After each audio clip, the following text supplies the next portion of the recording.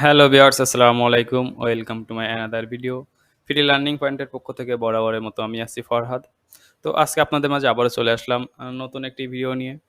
তো আজকে আপনাদেরকে দেখাতে চলেছি যে কম্পিউটারের কিছু একটা বেসিক একটা ভিডিও। তো আজকে আমি কোনো আ ইলাস্ট্রেটর কিংবা ফটোশপ কোনো অ্যাপস নিয়ে ভিডিও করব না। আজকে আপনাদের মূলত বেসিক কম্পিউটার নিয়ে একটা ভিডিও নিয়ে চলে আসলাম। তো চলুন ভিডিওর মূল পর্বে যাওয়া যাক। তো ভিউয়ার্স আমরা অনেক সময় আ আমাদের এমন হয় যে আমাদের কিবোর্ড হঠাৎ নষ্ট হয়ে গেছে কিংবা আ আমাদের যে ল্যাপটপের যে কিবোর্ড কাজ করতেছে না হঠাৎ। তো তখন আমাদের খুবই এমার্জেন্সি কিবোর্ডের প্রয়োজন। তো আমরা আমাদের হাতের নাগালে বা কোনো কিবোর্ডই পাচ্ছি না। তো সে সময়ে আমরা সেই এমার্জেন্সি মুহূর্তে আমরা কি করতে পারি? তো তার জন্য আ আমাদের কিন্তু ডেস্কটপে কিংবা ল্যাপটপে আলাদা কিবোর্ড অ্যাড করা আছে, স্ক্রিন কিবোর্ড। তো সেটা আমরা কিভাবে ইউজ করব? তো তার জন্য আমরা এই যে আ নিচে এই যে বার আছে, এই যে বারে এসে আমরা জাস্ট একটা রাইট ক্লিক করব।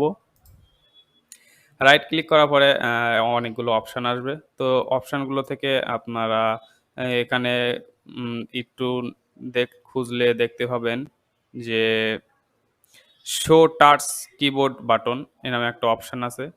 তো এই অপশনটাতে আমরা ক্লিক করব।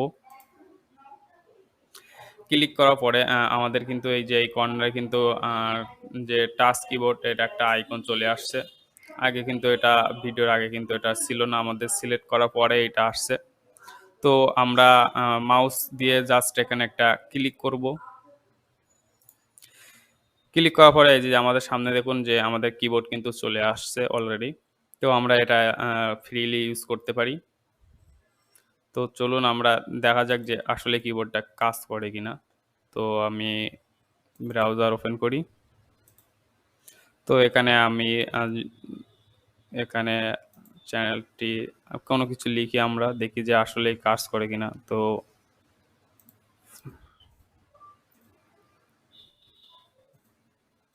PLEARNINGPOINT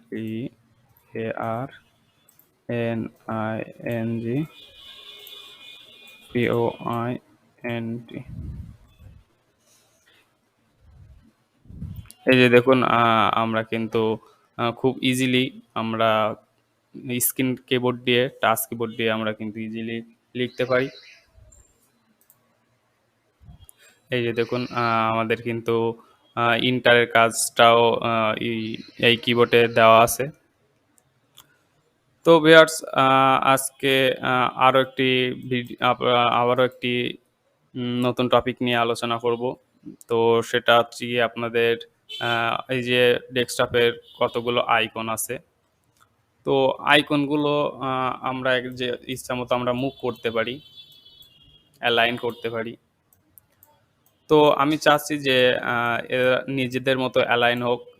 তো তার জন্য আমরা কি করতে পারি? তো তার জন্য আমরা এই যে এখানে রাইট ক্লিক করব। দেন এই যে ভিউ বলে একটা অপশন আছে। ভিউতে গিয়ে এই যে align icon to grid auto arrange icon.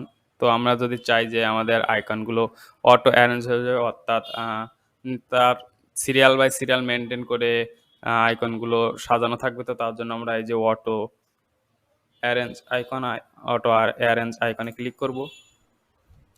Auto arrange আইকনে ক্লিক করার সাথে, সাথে দেখুন আমার কিন্তু এই যে নিউ টেক্সট ডকুমেন্ট এটা কিন্তু আমার এই কর্নারে ছিল।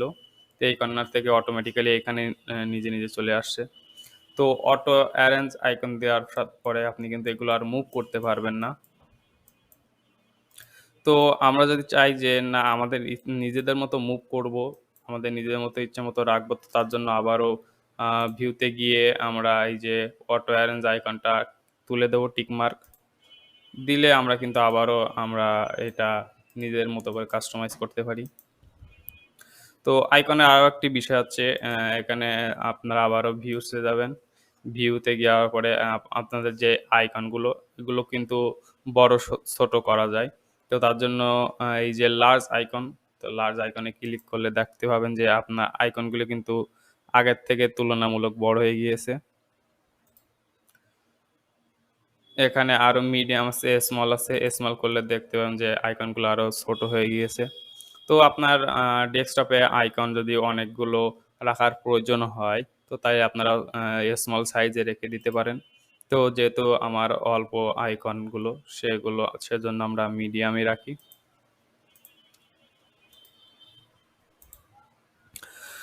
তো ভিউয়ার্স আ আজকে আ যে আইকনগুলো দেখালাম, যে আইকনের যে কাজগুলো দেখালাম, তার ভিতরে আরো একটি সিক্রেট কাজ আছে। সেটা সাপোজ মনে করুন যে আপনার যে এই দিস পিসি কোনোভাবেই ডিলেট হয়ে গেল। তো আমরা ডিলেট করি। ধরুন কোনোভাবে ডিলেট হয়ে গেল। আ অনাকাঙ্ক্ষিতভাবেও ডিলিট হতে পারে, ইচ্ছাকৃতভাবে হতে পারে। তো আমরা কিভাবে এই যে ডিলিট হওয়া আইকনটি ফিরিয়ে আনবো? তো তার জন্য আ আমরা এই যে আবারও রাইট ক্লিক করব। দেন রাইট ক্লিক করার পরে নিচে যে আসলে দেখতে পাবেন যে পার্সোনালাইজ বলে একটা অপশন আছে। তো পার্সোনালাইজড এ ক্লিক করব। ক্লিক করার পরে আমরা বাম সাইডে লক্ষ্য করলে দেখতে পাবো যে থিমস নামে একটা অপশন আছে। তো থিমস এ আমরা ক্লিক করব। থিমস এ ক্লিক করার পরে আমরা ডান সাইডে লক্ষ্য করব। এখানে দেওয়া আছে যে রিলেটেড সেটিং। তো রিলেটেড সেটিং এর মধ্যে আছে ডেস্কটপ আইকন সেটিং। তো এই যে ডেস্কটপ আইকন সেটিং এখানে আমরা ক্লিক করব। ক্লিক করার পরে আমাদের এমন একটা ডেমো আসবে। তো এইখান থেকে আমাদের কোন আইকনটা মিসিং হয়েছে, তো সেটা আমরা আগে টিক মার্ক তুলে দেব। তো আমাদের যেহেতু দিস পিসিটা মিসিং, তো তার জন্য আমরা এই যে কম্পিউটারটা আমরা টিক মার্ক তুলে দেব। দেন টিক মার্ক তুলে দেওয়ার পরে আমরা এই যে নিচে আসলে দেখতে পাবো যে এপ্লাই নামে একটা অপশন আছে। তো আমরা ১ম এ এপ্লাই করে নেব। দেন ওকে করব। ওকে করার পরে আমাদের আ আমরা আবার এটা কেটে দিয়ে দেখি যে আসলে আমাদের যে আইকনটা ফিরে আসছে কিনা। তো এসে ভিউয়ার্স আপনারা দেখতে পাচ্ছেন যে আমাদের এই যে আইকনটা দিস পিসি যেটা ডিলিট করা হয়েছিল, সেটা কিন্তু আমরা আবারও ফিরে পেয়েছি। তো এটা আপনি আবারও আপনার ইচ্ছামত জায়গা মতো রাখতে পারেন।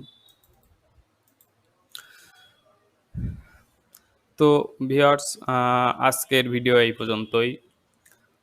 আশা করি ভিডিওটি আপনাদেরকে ভালো লেগেছে। তো ভিডিওটি ভালো লেগে থাকলে অবশ্যই ভিডিওতে একটা লাইক, কমেন্ট এবং শেয়ার করবেন। ধন্যবাদ। আসসালামু আলাইকুম।